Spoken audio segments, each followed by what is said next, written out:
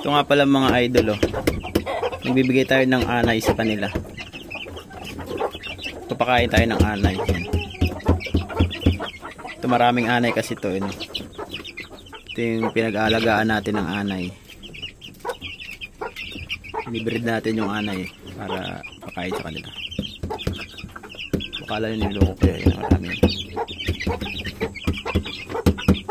Marami na yung nakain nila. Hindi natin nakuha ng video kasi malaman mo lang natin na pag-isip-isip tayo pang upload.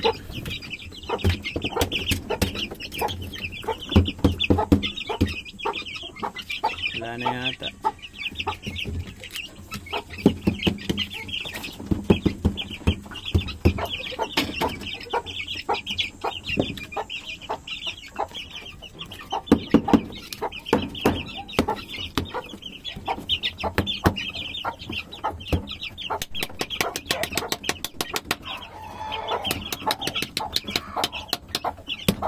Wala, bus na.